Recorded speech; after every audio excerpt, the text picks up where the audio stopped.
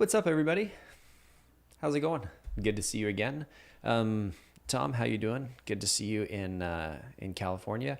Everybody that's hanging out, let us know where you're dialing in from. My name's Colin, as always. Didn't change from last week. Today, I've got Celia hanging out with me.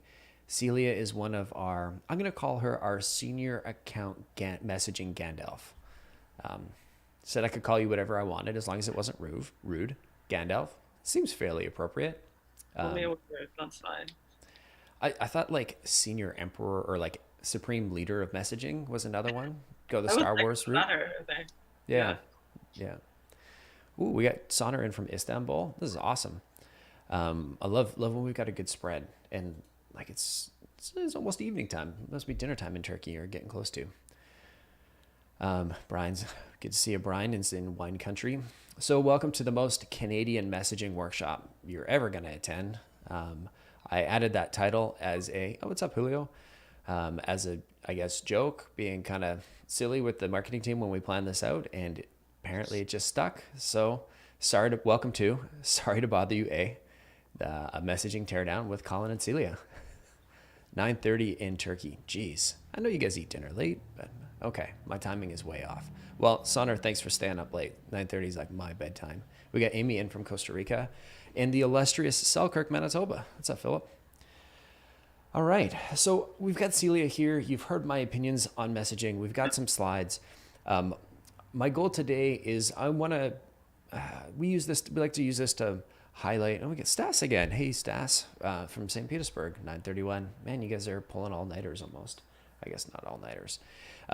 We like to use this as an opportunity to highlight the cool people we have here at Predictable Revenue. And since we ran out of them, we got Celia with us today. I couldn't even, I couldn't even get That through was that. freaking rude today, Colin. I was just kidding. Celia is one of my favorite people here. She crushes it with messaging. She's the person that I think most people turn to for their messaging, which is why we wanted to bring her on the stream today to get her to help you with your messaging. So we've got a short episode planned out, but we'll hang out longer if you all in your chat have messaging that you want help with. So if you want help with messaging, hey Sandra, good to see you. Happy New Year. Haven't seen you in a while from Cincinnati. If you got messaging that you want to work on, Sandra, I know you've got some. I'd love an update on how yours is working out. Then Vero is in chat, also known as Veronica, but we all call her Vero. And you drop her an email or just paste your messaging into chat, and we'll get it into our slides, and we'll start working on it. We'll work on it together. Otherwise, we got about 20, 30 minutes that we're going to hang out today. And if nobody, we've got a couple submissions from the newsletter. And if nobody has any other messaging that they were looking for a hand on, then we'll call it early. And if you all have tons of messaging you need help with, we'll keep Celia until she's just exhausted and has given all of her messaging tips, and we've extracted all the information from her. So thanks to Celia for coming on the show and putting up with sarcastic Colin. Thanks, Colin.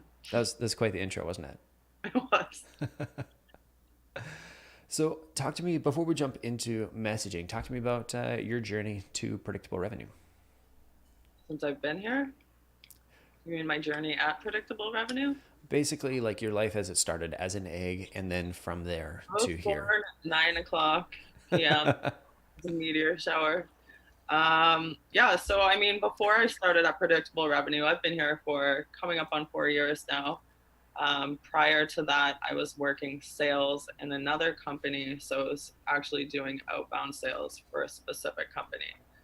So it sort of led to my journey being at PR. I've gone through a couple of the different services that we've done here.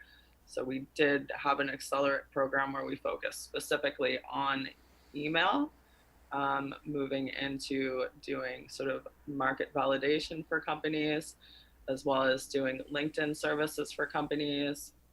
And summary, that's what I've done. Cool. And back in the email days, just to give some people some context for that experience, what was the most clients you managed for like more than a month? 10 probably. Responsible for booking 10 meetings for each of them, roughly? Yep. Nice. So, how many people do you know that have booked 100 meetings a month on a fairly consistent basis? Not you, Celia. I'm asking chat. Just to give you some context in the experience. Back in the olden days, we used to be, hey, what's up, Hebran? We used to be kind of behind the times, working a little bit in conflict with the methodology. We would only send emails. This was, more recent than I'd like to admit, but it worked for a long time. It worked really well. And, there's still some industries where it might work a little bit. It might not have gotten so bad. But I think, 2 years ago 3 years ago, 2018 was a time of reckoning for us. And we recognized that email reply rates had dropped off pretty substantially.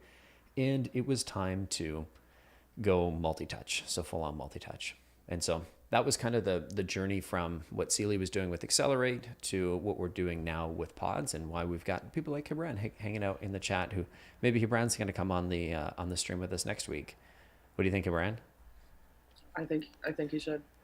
Nice. And Sandra's just sent some messaging. So we got Sandra Kirby, who's here almost every week. And we've gone through a couple of these with Sandra. So we're going to get a chance to see not just how her messaging has evolved, but also hopefully Sandra can share some of the updated stats.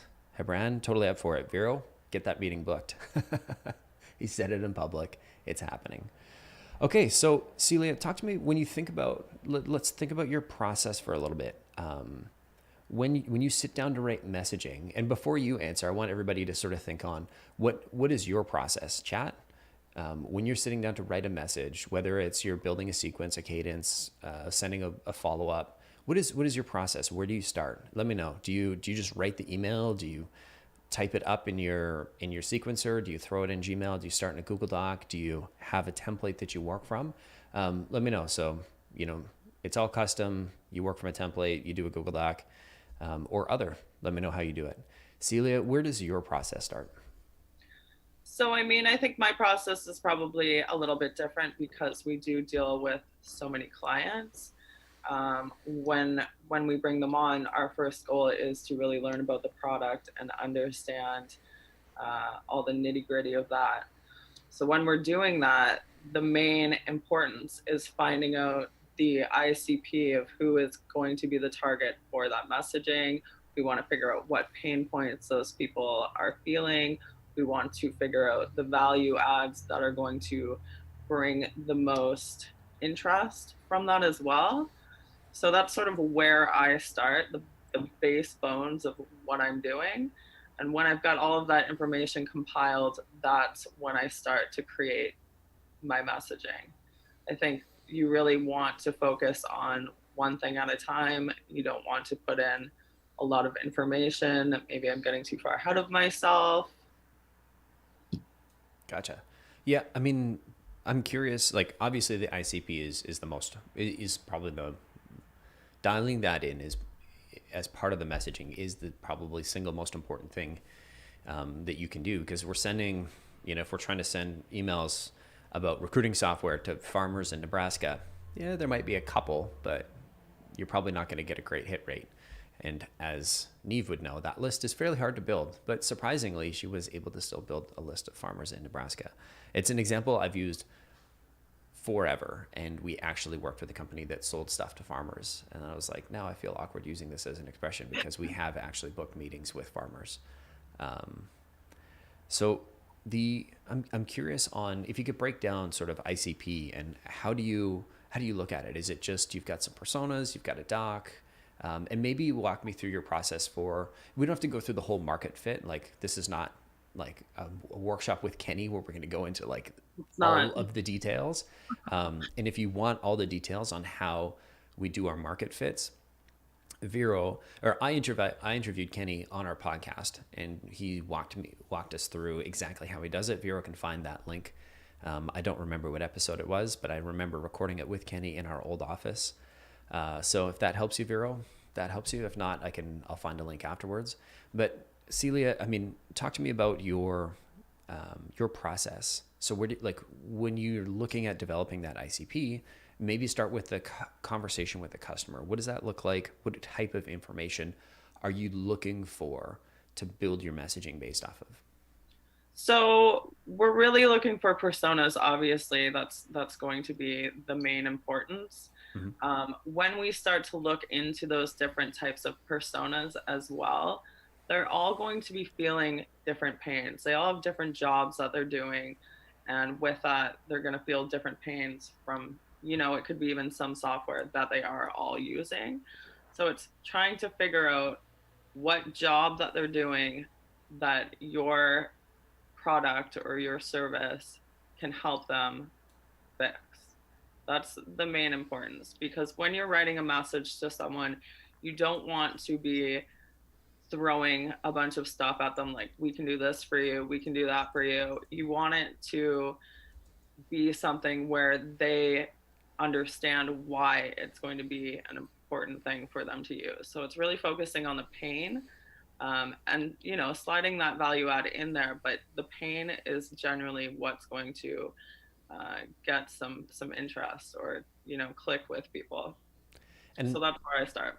gotcha. And I love that you brought up the sort of jobs to be done and the pain that's sort of associated with it, because you're getting very specific into um, like how how it impacts their life. Mm-hmm. Like it's the old school way of saying is like, what's in it for me, or what's in Yeah. it for them, right? Yeah. And this is, you've got a very triangulated way of using the jobs to be done theory, which is the just a way of distilling down, things that need to happen, or ways of thinking about things into very concrete, easy to remember statements. Before we go into any further, I just want to remind everybody that yes, we're on YouTube, but no, this is not free. The cost of admission to this stream is a subscribe. And if you've already subscribed, it's a like. And we offer a full subscribe or a thumbs up button back guarantee. If you're not satisfied at the end of this stream, just unclick that button, or even double click it twice just to like thumbs down us just for fun. Or you could subscribe and then never watch a video, and that makes YouTube just nuke us. So with that being said, the Veronica is trying to find the outbound validation program. Yeah, that's the one, Vero. What we're looking for here is relevance, right? We're trying to make sure, and I think there's kind of two. When I look at success or failure of our customers' lifetime at predictable revenue, it's the first step is product market fit. And product market fit just means you've built a product or service or offering that's relevant to your customer base. And then when I look at messaging and targeting and dialing in the ICP, it's your ability to articulate your product market fit to your sales team and actually convey, okay, well, here's who our best customers are, here's why, and here's the thing they care most about. And when you look at your customers, if I use Sandra as an example, all of your, like Sandra sells coins. She is not the Fed, the US Federal Reserve. She's not that person. They sell custom coins, and I imagine they've got a variety of different use cases. And the two that I can remember, and I might have made them up in my head, but I'm going to go with it. One is probably to marketing teams, right? Where you're selling custom coins for use in marketing campaigns for a wide variety of things. And I remember you saying, I can't remember the other example, but the other one I know that I've received, not one of Sandra's coins. She promised to send me one, but never did. So, I'm not bitter, just I remember. Um, and it's all direct mail, right? As she's saying in chat. But the other side is, so one would be marketing agencies. The other would be to nonprofits, right? Those like nonprofits that are sending, you've got those, that piece of direct mail with like an actual coin attached to it. That's pretty costly. I imagine Sandra can do it for cheaper. But if we're looking at those two, if we're sending them the same message, it's two radically different contexts, right? You're going to position your messaging to the nonprofit in a much different way as you are to sort of a marketing agency on behalf of their customers that's sort of doing things on behalf of their customers. And Sandra, let me know if I'm anywhere close to correct here.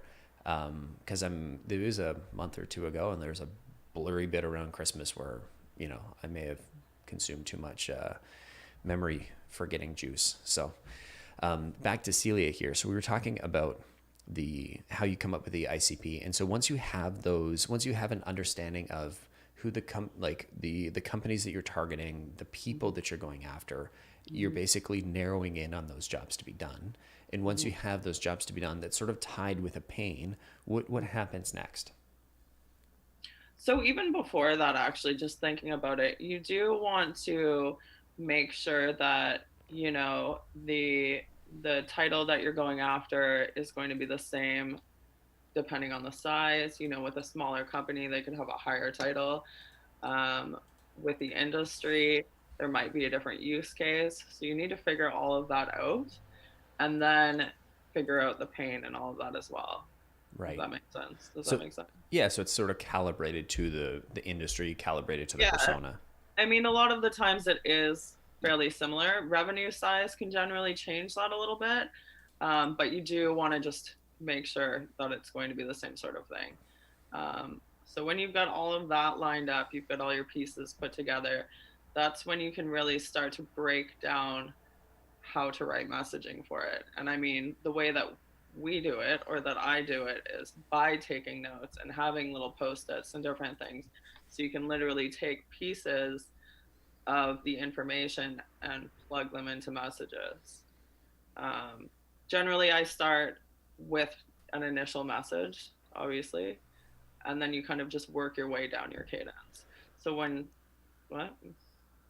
No, go ahead. I'll let you finish. I was just gonna say, so when you start your you know, your initial email, you do want to keep it short. You do want to get them to sort of bite the bait, but you don't want to like give away too much information. You just want to sort of focus on a pain that they might have, and that's pretty much it. I remember we did an outbound labs from like back in the Stone Ages. It feels like because it was so long ago. But we ran some tests on. We tested the call to action type in the email, and we looked at a more direct approach where we assumed that they had pain versus and compared that to a more indirect approach where we were sort of one level higher and trying to confirm if they had pain. Mm-hmm. Can you comment on how those results went, and then if we're still utilizing that sort of approach? So with that type of approach, if you're starting off your messaging with like questioning if they've got a type of pain, that can absolutely work, but it's completely dependent on the persona that you're focusing on. What I've found in the past is it works a lot with like data scientists, any of those technical titles. That is where it works. If you're assuming something, it might work for some people, but in general, I don't find if you come in hot on your first message that you really generate any type of response. It's just not great. Not great. Way to go. I can tell you it's one thing that like gets me to delete an email, and I'm one case in this data set. But I can tell you, like, if I see something and they're just assuming that I have this pain and they've written an email that's this long, like, I can see the format of it. And I know before my brain even begins to read that hi colon or hi whatever, I know it's based on just how it looks. I know it's a cold email. And I'm like, yeah, Yeah, if you're gonna throw every piece of information you have into an initial email, if you're gonna put a call to action about setting up some time to talk, things like that. I mean, even with myself, if I get an email like that, I kind of and then close it. Like even I if don't it's from me, she's even, especially if it's from vicious. college. Hey, everybody, must read. She's like, spam.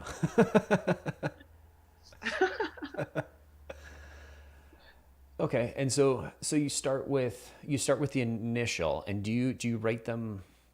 Do you write out the whole sequence first, or do you write one at a time? Like, what does that look like? Do you like to look at them like all together, or is it more of an organic process?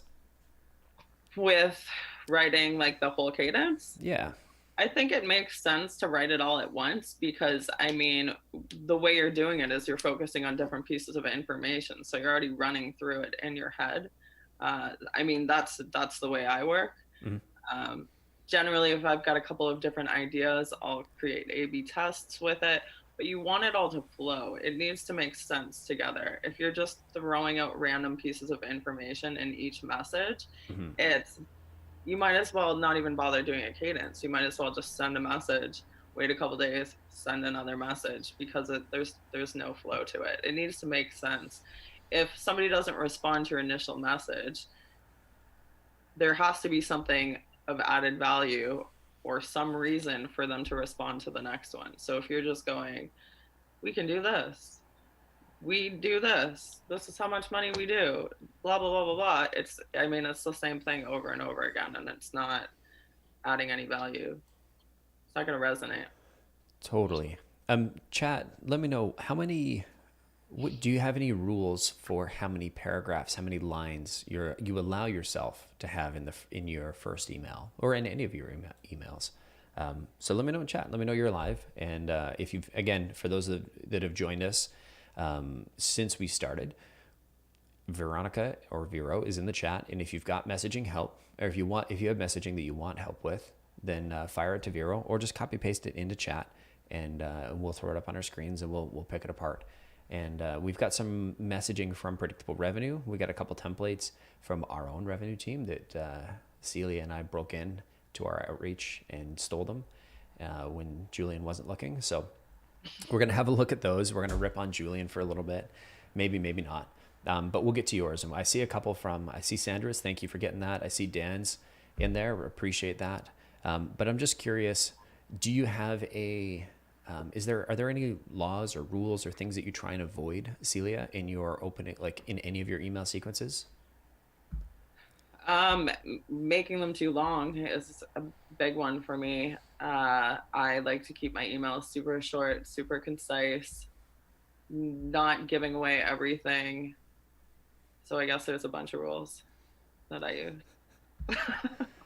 That's fair. Do you start with a longer email, initial email, and then work to a shorter one, or start with a shorter one and work to a longer one? I feel like in your first email, you really, I mean, it's completely dependent on the type of targeting you're doing as well. If it's very, very hyper focused, then you can get away with a little bit of a longer initial email. But I still wouldn't do anything more than like 2 sentences max. I like to give more context in my second email. I feel like when you've approached your first email, sort of asked a question or something like that, if you don't get a response, providing a little bit of more context, it generally helps them. Try a bumper in the third. It's kind of like short, long, short, medium, short. Short, long, short, medium. And by long, I mean like maybe 2 paragraphs. Yeah. And they're short paragraphs. Cool. I like it. Somebody was asking, Sana was asking, what do we think about the reply method of Jason Bay? Good. I like it. It's a sort of, if you're not familiar, so we've actually had Jason on the podcast, and I think we talked about reply. So maybe Vero can track that down. But I did a quick Google, and it's relevant, results, empathy, personalization, focus, laser focus, and you oriented. So I would say in general, we would totally agree. We don't have a fancy acronym that we throw it into. We've got some, but yeah, we've got some like market fit stuff. It's a little bit more complex in terms of how we build our emails. We go through the whole market fit. The whole market fit program is really designed to get to that relevance. Because if I go back to 2018, when we realized, holy shit, the house is on fire. Can I say that on YouTube? Oh, well, I did. Holy shit, the house is on fire in terms of email reply rates, just jumping off a cliff without a parachute. The thing that we noticed was we had some clients that were actually doing great. Mm-hmm. And when the data wasn't statistically significant enough to say, okay, well, it's these factors. So Kenny and I actually jumped in and we interviewed them, and they just had crazy relevant products that mm-hmm. their product market fit was so strong. Every time they emailed, people were like, holy shit, you can do that? This is amazing. And it reminded me of when we worked with Uber. I don't remember if I can say that, but oh well. It's been a long time, so any NDAs have probably expired. But basically, we were doing with Uber Eats, we helped them launch and write a bunch of email or book a bunch of meetings for them back in the day. And they like the response rates were like 60%, 66%, 67%. It was insane. Their conversion rate to a meeting was 30, 40%.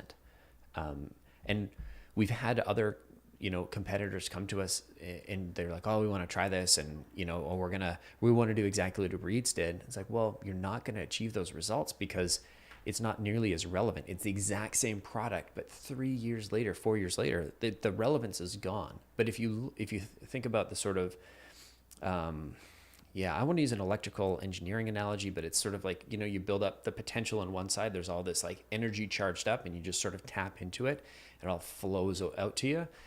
I'm very conscious about how I said my outs there. But again, we did promise this would be the most Canadian messaging workshop, eh? So, new dude about it. I think the relevance piece is the single most important piece. Empathy is certainly huge. I don't think empathy or personalization are nearly as important as relevance. I think if I was to look at it, I would call it Colin's R method or Kenny's R method because he helped sort of build it. And really it's the market fit. But if we were trying to come up with a funny acronym, it'd be the R method because relevance is really the only thing that matters. And I remember testing things with a number of our clients that had bonkers product market fit like Uber did. And it didn't matter how much you personalized it. The empathy didn't matter. The focus didn't matter. You could write, I am Uber, want our help, ? Have drivers, period. And it would get just bananas reply rates because people could get it. They jumped. Now, Uber had a super strong brand, so you're not going to be able to replicate those results. But the point is crazy strong product market fit will carry you a good distance. The trick is most companies have product market fit in general, but the sales team, the revenue team isn't, I guess, trained or isn't shared that deep of a story on like, it doesn't share that deep understanding that maybe the product team does on this is precisely and exactly who our customer is. And I'm not saying they don't train them or anything like that. There's just a very deep level of understanding of customer pain that's required if you want to write super relevant messaging. So, Sonner, to answer your question in the most long-winded way possible, yes, love Jason. I think they do awesome work. I really like his reply method. If Predictable Revenue had an email methodology or framework, which we've got one in the works, I would call it the R method because relevance is really the only thing that matters. And I would say relevance is a factor of product market fit. Mm-hmm. So, fair statement, Celia? I would say so. I just completely agree with that. If you have a strong brand, then, it's going to be easy. If you don't have such a strong brand, or if you're a new company or something like that, it does have to be relevant. That's the main point. If you can make them understand how this is going to benefit them and not do it as a value add, then of course it's going to succeed. You just have to be able to understand what it is that they're doing and how your product fits in to fix whatever it is. Totally. And this is why I think that these reply method, R method, market fit, none of these really matter. To you as a salesperson writing sales messaging, the best way for you to write better messaging is not by listening to this stream, is not by hanging out with us, is not by getting our feedback. The number one thing that you could do to improve your messaging that you can do today, and it costs you nothing, is call your customers and talk to them and interview them and ask them, what were you doing before? Why did you choose us? What's the impact on your business? And how has the product worked out for you? Those 4 questions, if you ask 10 customers, will make you 5 times better at writing messaging than any reply method or market fit method or whatnot can do. The trick is your competitors don't do that. Your competitors read about their products and services. They're the salespeople, actually, and I can't generalize to all, but I can generalize to myself. And in the past, I was this way. The number of customers that I called when I'm thinking about one job in particular, I just studied our products and our service manuals, and I would spend time in the shop. I used to sell diesel generators and rent them, et cetera, to mines and data centers. So I'd spend time actually in the shop working on the engines, which was in a way like the most physical embodiment of being obsessed with the product in a way that was not really helpful. And yes, it helped me understand what the product did and how it worked. And occasionally I could go on site and be like, oh, I can see that it's doing this. We need to call a mechanic because XYZ needs to happen. But that was a very, very rare occasion. What would have been way better is if I would have, instead of going into the shop and standing next to those engines, which if you've ever stood next to like a V36, it is the coolest thing in the world. Regardless of what you think of the mining and oil and gas industries, standing next to a giant engine is just like, I don't know, maybe it's the little boy in me or whatever it is, but it was just like watching it start up. It's like super cool. But again, I was obsessed with the product, not with the customer. And I think that's the biggest piece, that like none of these frameworks really matter if you don't know your customer. If all you're doing, if the data set in your brain that you're drawing from is filled up with product information and information that's self-centered about your company, about yourself, about what you know, you're not going to be able to write great messaging. The best thing you can do is go and interview your customers and fill up that internal data set, that knowledge base yourself, so that you can sit down and say, okay, I fundamentally understand my customers and why they would want to do X, Y, and Z. And there's going to be a bunch of different jobs to be done. And this is why we started with jobs to be done theory, and why I think the next video you should watch on YouTube is about jobs to be done, because it gives you a really helpful tool or framework or methodology that's better than anything we can provide, that says this is how you distill down the progress that a customer is trying to make. This is what they're trying to do. And the best part about that is it's super customer centric. Right? It's not about our product does this, it'll help, it'll do this, it'll do that. It's about what are you trying to achieve? And then you can look at it from an objective standpoint and say, okay, what are the alternatives? How are they accomplishing that now? And how would their life change if they solved it differently? Right? And I think that's really the critical piece of any messaging framework, of any approach to messaging, is getting to that. What is the actual progress that they are trying to make? So sure. Now that I've said all of this is irrelevant and you don't need to be here and you should go watch a different video, let's get into making fun of some of our messaging. And last reminder, we've got a couple emails to look at. If you want us to hang out and you want our help on messaging, shoot an email to Veronica or copy paste some messaging into chat, and we will throw it on a on a Google Sheet.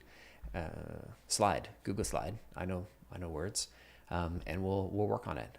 Just to prove that we are not children, we're going to start with some predictable revenue messaging, and we'll make fun of it and rip on Julian, who is awesome, but volunteered and put some really great messaging up for us to have a look at, so you can see what the message frameworks that we're actually using internally here at Predictable Revenue. And then we've got one from Dan, one from Sandra, and one from Stefan.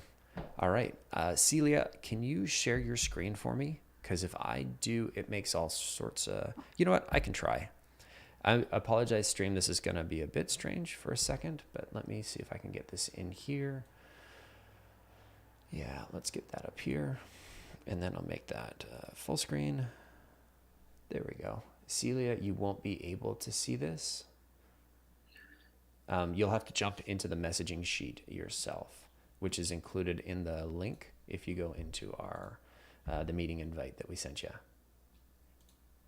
So we're going to look at, I'm just going to dial this back. This is Stefan's. Let's go back to, perfect. So before we jump in, chat, let me know, where do you want us to start with predictable revenues messaging? Do you want to start with an inbound, a midbound, or an outbound message?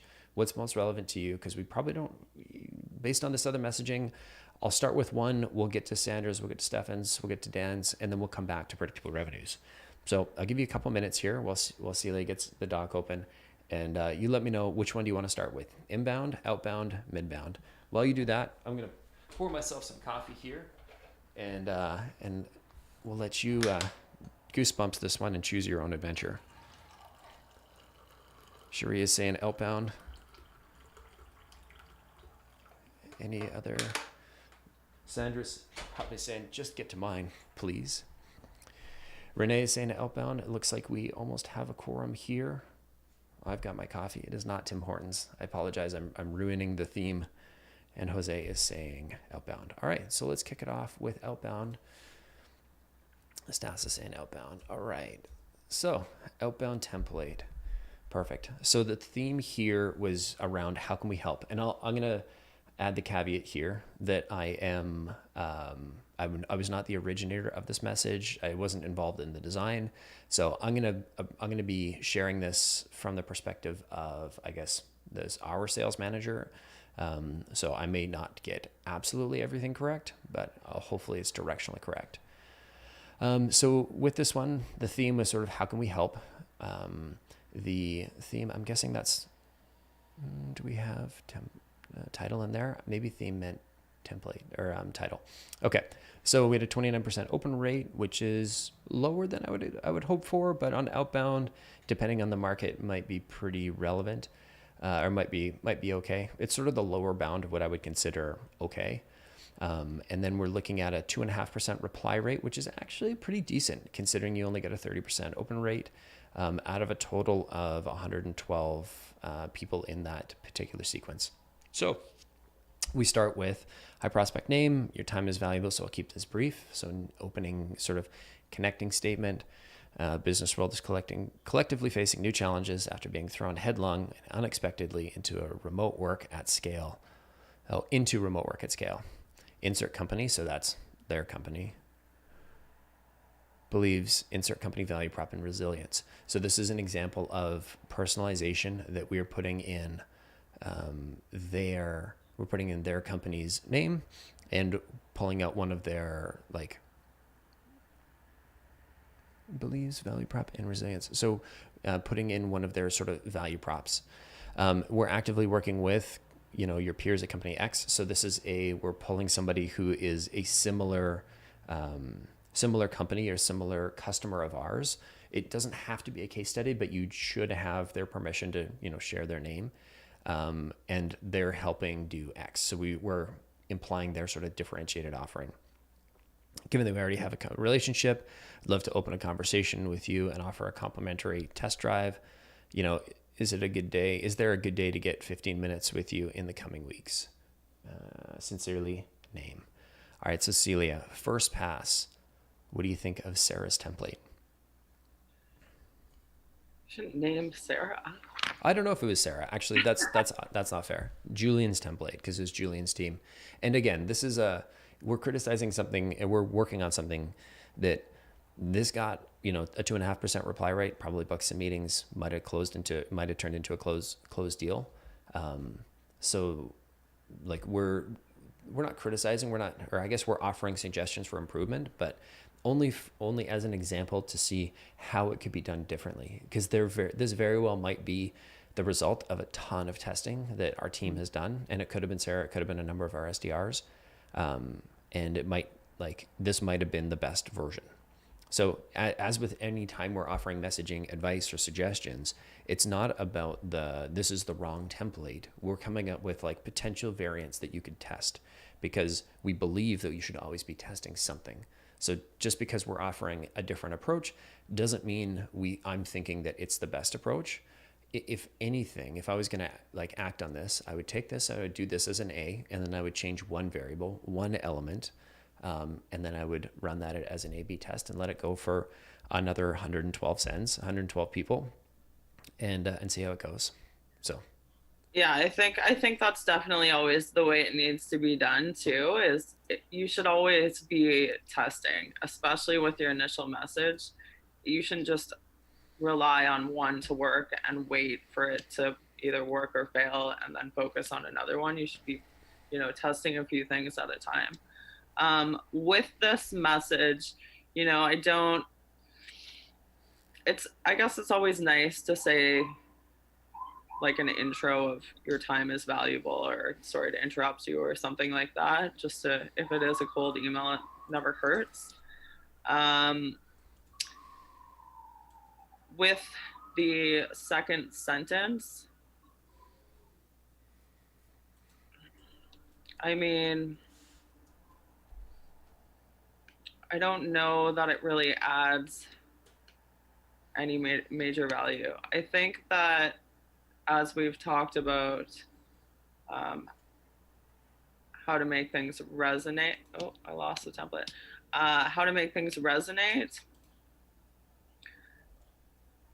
we don't need to, tell people that the world is ending. I think everybody already knows that. So it's not that it's a bad thing, but it is sort of one of those things that's kind of been, things have been like this for almost a year now. It's not necessary to continuously make mention of it. Mm-hmm. Yeah. Saying we're actively working with your peers is always a good thing. I mean, companies are competitive. People like to see what other people are doing. So I think that's not a bad approach. But I think it is one of those things where it's like we're telling them we can help you, but it's not like how can we help you? Why can we help you? What do you need help with? It's more like here's what we can do. Gotcha. Yeah, because I think one of the first comments from Cherie was, "There's not enough what's in it for me," Mm-hmm. and I think to Cherie's point, yes, you're right. I think what we were attempting to do here is not lead them right to this is one of our like indirect approaches, or this is a manifestation of that indirect approach where we're not saying, hey, we can do X for Y, right? We're saying, hey, we're doing, you know, working with, one of your peers, so a similar company, to help them, blah blah blah blah blah. This is also COVID messaging, so I'd say that would be my response to like why it's a little bit different, as opposed to like being a little bit more bulky up front. I think I don't remember when this email was sent, but maybe Veronica can find out. I think like when COVID started, I mean, I was doing this with a lot of messaging as well because you did have to sort of acknowledge the fact that everything was in doom and gloom. Um, but as time has gone on and it's been forever that we just live at home, it doesn't necessarily play in as much as it used to. It's just kind of 100%. like Go ahead. Go ahead. that was it. Okay. Yeah, I There, mean, I I agree. I think the if you look at if you looked at everybody's messaging, there was something at the beginning of in I would say March, April, May, that mm-hmm. like every SDR was saying like the new norm, or challenges and yada yada yada. I think I think what we saw from what I remember talking to the team, our internal team, about this was simple fact that it was really impactful to acknowledge it up front. And then there was a period, I don't remember when it was, because that time was chaos in my head. But there was a point where it was like, okay, now everybody's tired of that. Let's change gears. So in terms of looking at this today, it's probably a bit more opening with like empathy to everybody's, kind of going through some weird stuff right now. Mm-hmm. So if we skip those first two lines, actively working with peers to do blah, blah, blah, blah, blah. I love that piece. I've never been a huge fan of bullets. I think, but again, I'm not a SDR right now. I'm not writing messaging. So what's your thoughts on bullets, Celia? I'm not a huge fan on bullets either. I think in a CTA it could work. In a first message, I don't like it. In your initial cadence, I don't like it at all. If you're doing, follow-ups from your CTAs where you've already sent someone information and you're trying to add more value to what you already said Mm-hmm. or in the CTA potentially, um, it can work, but I'm not a fan of initial messages with bullet points in them. That's fair. That's fair. And then what do you think about the call to action? Is there a good time to get 15 minutes with you in the coming weeks? So this one I kind of test here and there myself. I mean, it's always good to suggest a time to talk. You know what? Actually, I'm thinking about this as a CTA. Is there a good time to get 15 minutes on your calendar in the coming weeks? That's another one where, I mean, as an initial message, it's not super pushy, so I don't hate it. But it's almost like when you're starting your campaigns or whatever, when you're sending out your first message to someone, you're still asking for them to get on a call with you. It would be better almost to say something like, would this be valuable for you? Would this be useful for your team? Something like that, where you can get them to respond and then give some added value, in which case you can then go into that call to action. Because some people will see that and just be like, I don't want to get on a call. You're not even giving me enough information. Like, no. And that's it. Totally. It's my 2 cents. Yeah, I mean, also remembering through the lens of this was COVID response messaging, so everything was a little bit softer than it typically was. Like, I'm generally not a thing that I would probably test is like is there a good time within to get 15 in the coming weeks? That's a very wide open. Yeah. If I'm like Monday. Yeah, exactly. If I'm going for a message like this, I'm generally going to go a little bit more. Or the thing I would encourage whoever is sending this to test is like, well, what if you gave them 2 times? So, hey, how about, Thursday at X or Friday at Y? Or like, what does your calendar look like later this week if you want to soften it up? But again, I think the third thing that I would test, and maybe the first thing that I would test, is not including a call to action, a time call to action, or a request for a meeting in that first message. I'd probably do something that looks like the confirmation of relevance. So like, does this, do you think you would get similar value? Or how did you phrase it, Celia? Because I think you just said exactly the same thing. Would it be valuable? Would this be valuable? Would this be useful? That's generally what I do.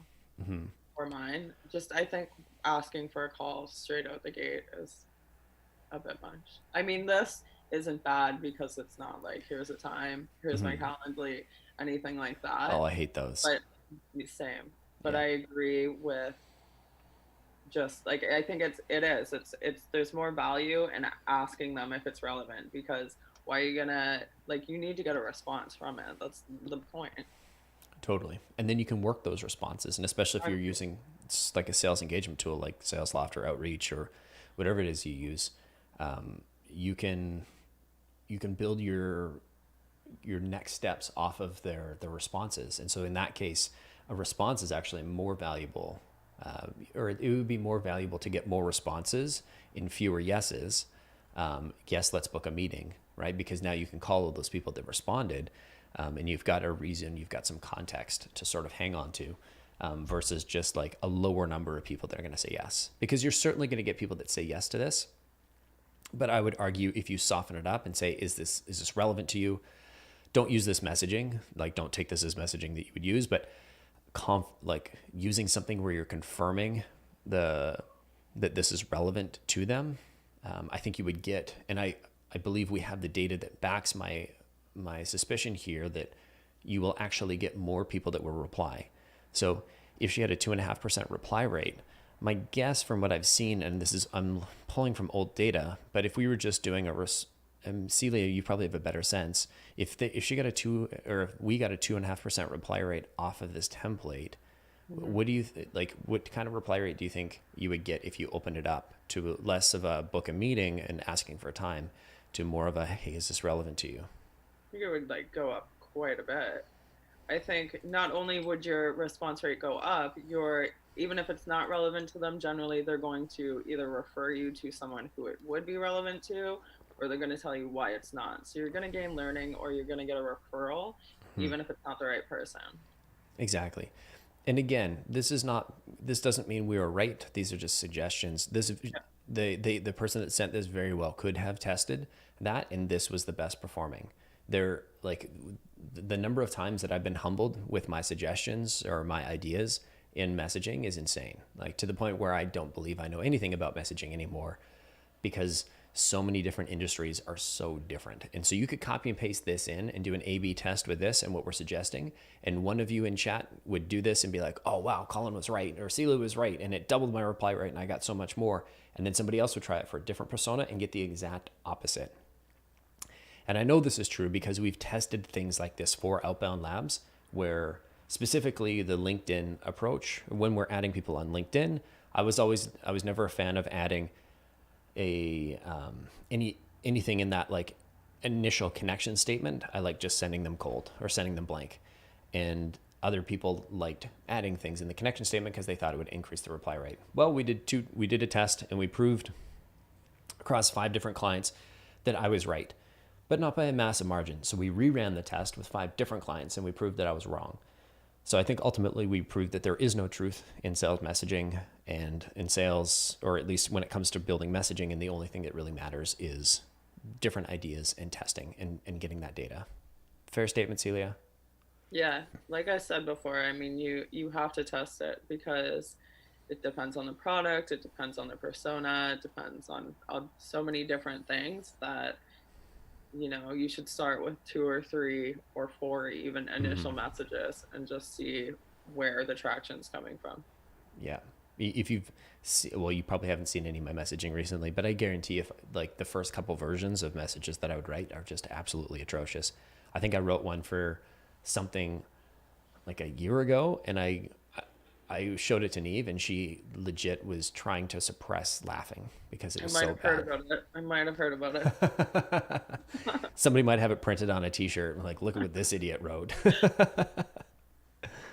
All right, so now that we've, and so again, just wanted to point that out because I'm not suggesting, like, I know the rules and I've seen the data, and this is why we brought Celia here so that we can highlight things. And Celia is actually in the day-to-day and writing this. Myself as the CEO, I'm not writing messages on a day-to-day basis, but I have been exposed to the data and have been around this for a long time.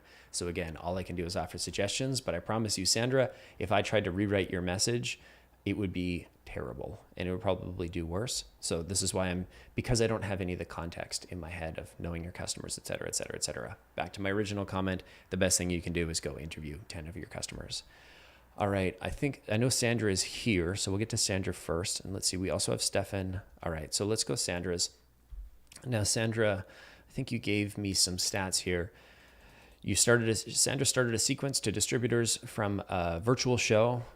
She had an open rate of 40% and 10 replies so far, and now on to calls. This one went great. My issues are still with direct mail. Sandra, could you clarify there? Like, do you have a direct mail step? And if so, yeah, let us know what that direct mail looks like. That'd be super interesting.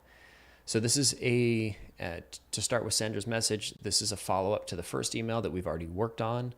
We're still working on it, but she feels like they're close. Perfect. Thanks for that, Sandra. So, hey, no name, just hey. Okay. Maybe there's a name in there and I'm just not getting in.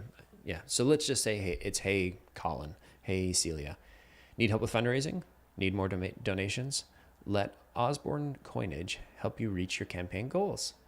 I should have put more enthusiasm into it. I didn't realize there was an exclamation point. Using a custom coin has many benefits, including V. I'm assuming V is the bullet, and it's just our weird formatting. Increasing open and response rates, developing a strong emotional connection with your donor, and making it a treasured keepsake. And it costs less than currency and are easier to acquire than uncirculated currency. Oh, because I'm sure maybe people are using pennies, and those are a pain in the butt to find. Let's discuss how we can help you get started. Celia, be gentle. And maybe before Celia jumps in, chat, what would you change? How do you like the double question open? I know they're kind of rhetorical questions. I generally try and limit one question per, but these are kind of rhetorical questions, so they're almost the exception to the rule. So chat, let me know, what would you change about Sandra's message? Do you think this is helping, hindering? And then let's open it up to Celia.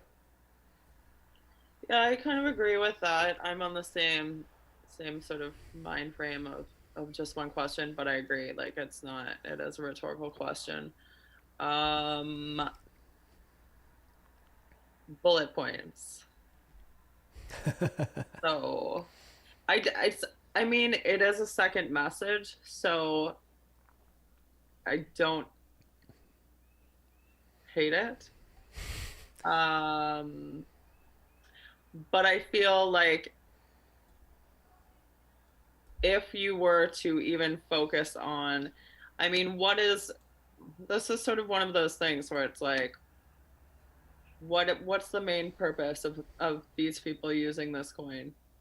You're using the coinage. Is it to develop a strong emotional connection with your donor. I mean, that's nice, but probably not.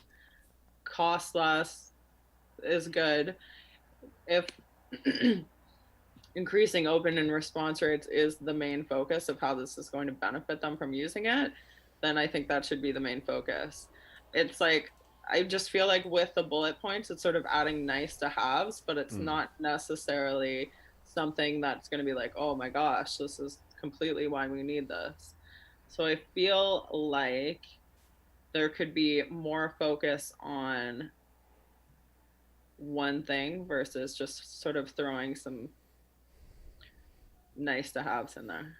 Gotcha. Yeah, it's sort of like if you're designing anything, the more things that you add to it, the more you take away from the critical function, right? Mm-hmm. Like if you were to add, say, a fork to a spoon, now it's probably less good as a fork if you've added or sorry, it's less good as a spoon if you've added a fork to the bottom.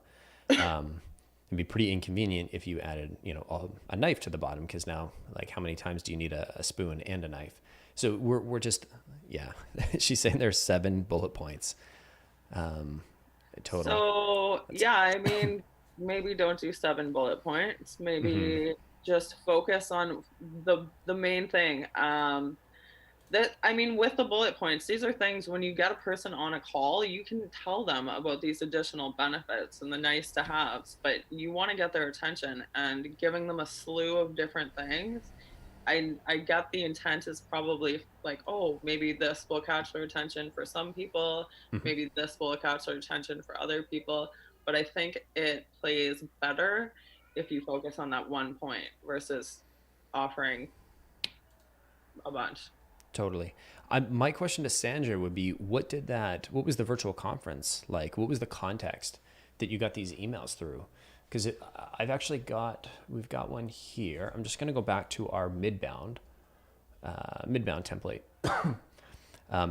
So we do something similar. And so if we look at the theme, this was, this was in response to somebody showing up to one of our events, or maybe another event, and somehow we got the list, or we built a list based on social something or other. But we know the person was at this event, whether it was virtual or in person, and so we sent a very targeted, and we had 75% open rate, so a massive improvement.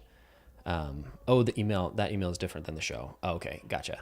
So, well, now that we're talking about midbounds, basically here's an example: 75% open rate, 10% reply rate, and out of 112 people we sent it to. So, did you catch X at Y event?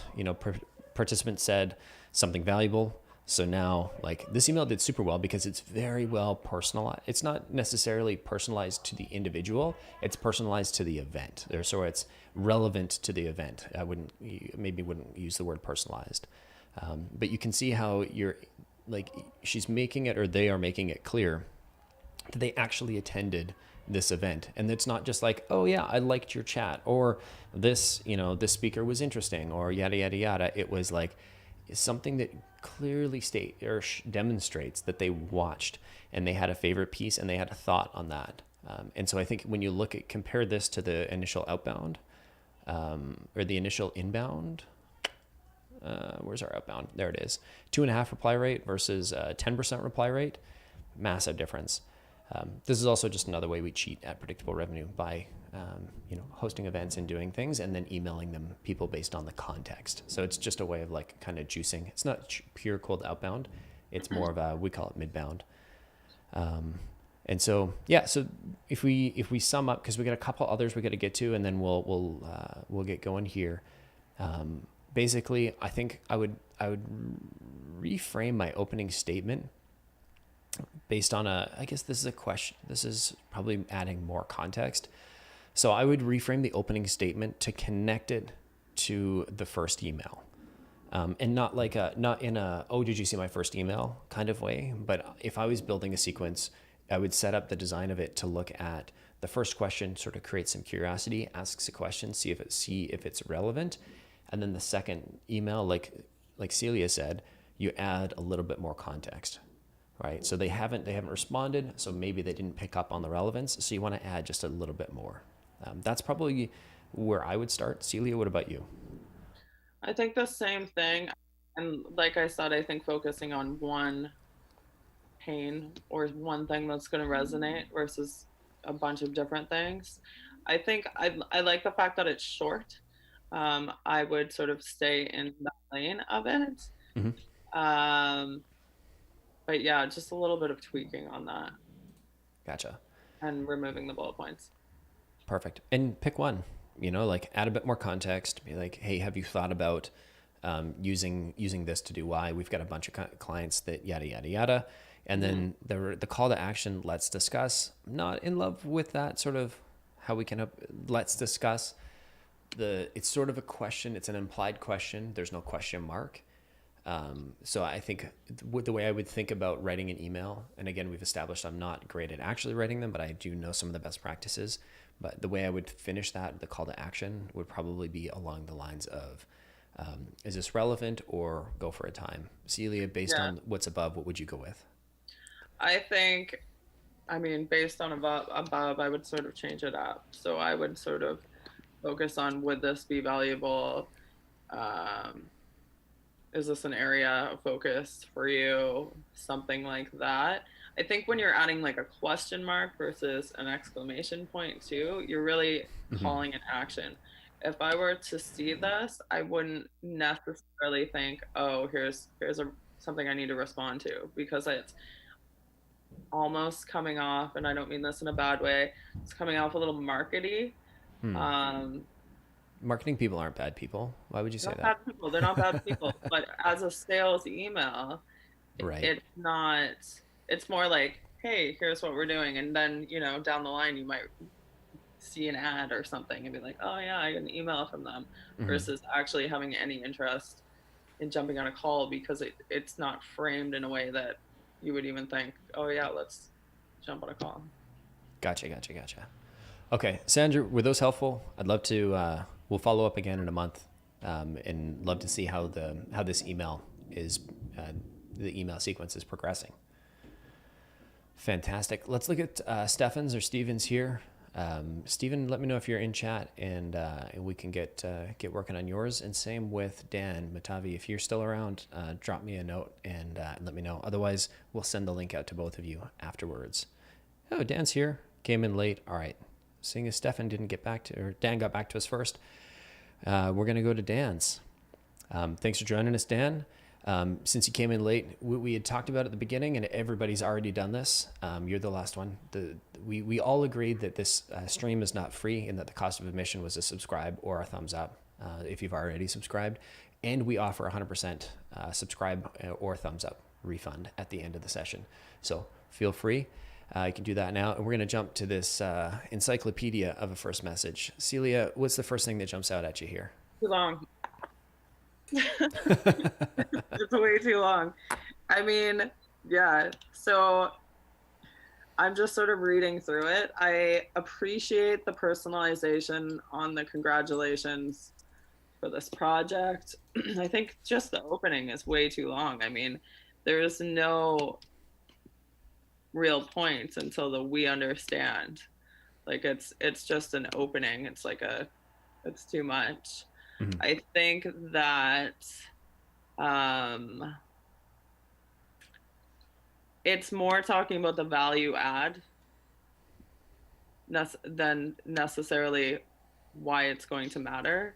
It's like, here's what we do. This is what we do. This is how we help. Instead of it's focusing on the wrong person. You have to stop focusing on your own company and focus on how it's going to help whoever you're targeting. Yeah, I think it just needs to be flipped in perspective I and think be shorter. it's totally fair. The thing that I'm just noticing, because I didn't get a chance to read this ahead of time, is Stefan's here. Fantastic, cool. All right, we will. Stefan, we'll get to you next here. So Dan, it looks like you're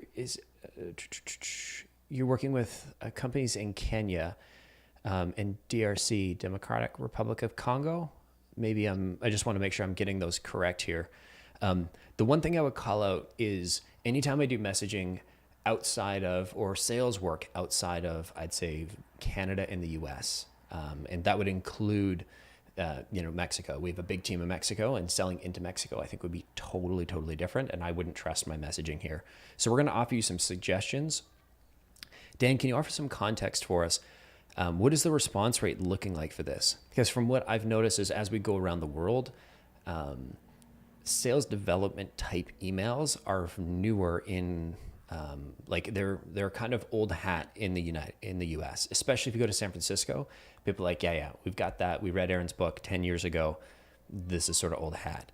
I gotta jump in there though, because when we did that onsite in Beijing, Yeah. they had very, very, very long messaging, and we went in and came in with the same sort of framework that we do for our clients, and within the hour, the response rate had jumped. So, I mean, yes, it's different, but I think at the end of the day, there's a lot of similarities. Gotcha. I mean, let's look at, so Dan is saying he's getting a 35% response rate on this email. Dan, that's amazing. We're going to offer you some tips to maybe like shorten it a little bit. Different markets are going to respond differently. And so I'm just going to call out that I don't know anything about, I haven't been to the countries, and I'm not familiar with like how business is done. As Celia said, there are certainly some things that you might be able to learn and tweak from this that may produce bumps. But again, like all the messaging, like all of the results, it very well might drive it in the opposite direction, because people have different expectations in these markets.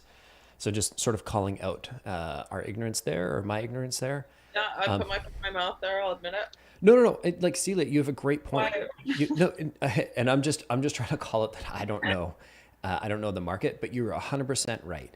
There, in that these things are worth testing, right? The market in China is very, very different than the market in either Kenya or Congo or like potentially any of those countries, right? They're two very different markets. There's some potential things that you might learn, and it might work, but the thing that changed since you shared that, the things that worked in China worked really well is Dan shared that he got a 35% response rate. I'm like, yeah, you get a 35% response rate, you don't need us.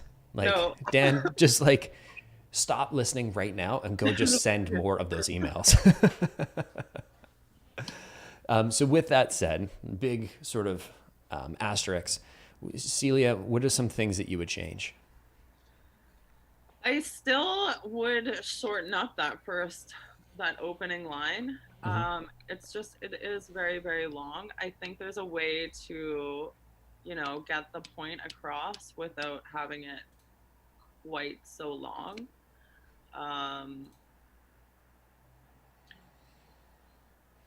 That would be my first. I mean, for me, it's always about shortening up messages. Totally fair. Let me have a quick look here. We work with companies like this. I mean, I think that's really beneficial. It's just hard because, I mean, if you're getting such a good response rate. Yeah. I mean, so exactly. Like if you can teach us all how to get a 35% response rate, like you should be here teaching this, and we should be in the crowd listening.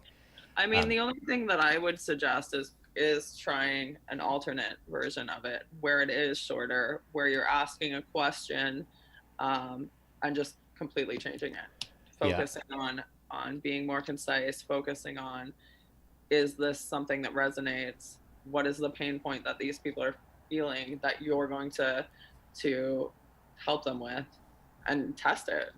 Totally. I think the thing that I would test here is, I love the first two lines here. I love, hope you were well, had a great week. Congrats on your achievement, with School App this year. Super awesome. I do a paragraph break, like I'm contacting you about X. My name is X. We do this. And then, so basically after that, I would turn that first paragraph into my email. I would delete the rest, and then add your call to action. Would you be opposed to a 30-40 minute Zoom call to see how our platform can work? And Dan, have you read Never Split the Difference? Are you intentionally going for the negative? I love that approach. I love your call to action there. Would you be opposed to, or would it be a bad idea for a quick call to explore? That lets the person say, no, it's not a bad idea. Really love your approach there. So to build on what Celia was saying, Celia's approach would be sort of develop this into a question to say, hey, ask them a question. Like if you remove all the context and just go for like, hey, would this be, we do this, would it be valuable to you? Right? 2 lines. We help companies do X, Y, Z. Would that be valuable to you? Signature. That's one approach. The next one that I'm proposing is, and again, these might underperform, so please test them, is just delete everything after competition period, and then delete all of that down to about, would you be opposed to a 30, 40-minute Zoom call? That's your call to action.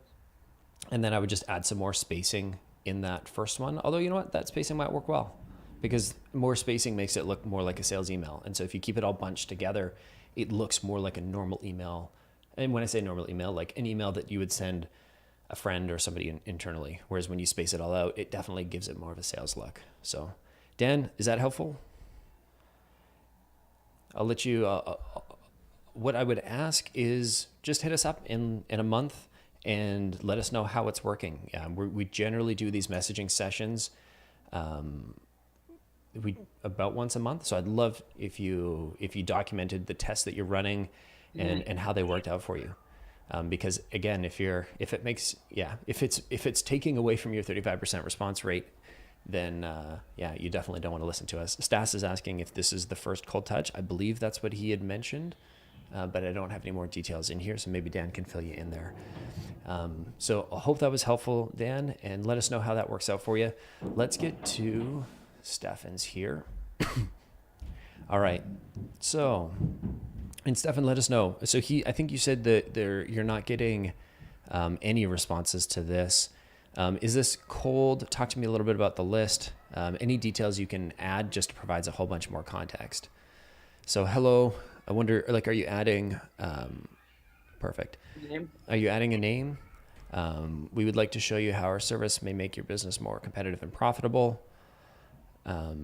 We provide a digital automatic RFP service. I challenged, and then we get a bunch of questions. Cool. Okay. Celia, what are your thoughts? I don't like bullet points. There's too many questions. Mm-hmm. Absolutely. I would focus on one. Just, hey, first name, are you challenged with too much work and too few staff? Question mark. Totally. Hey, first name, are you challenged to improve returns? Are you challenged? I don't understand this one. I don't think I can see you highlighting it. Oh, are you challenged to improve returns by getting better pricing for services and goods? I feel like this is sort of the same thing that I keep saying. You need to focus on one point. You need to focus on one thing that you think is going to resonate. It completely depends on who you're targeting.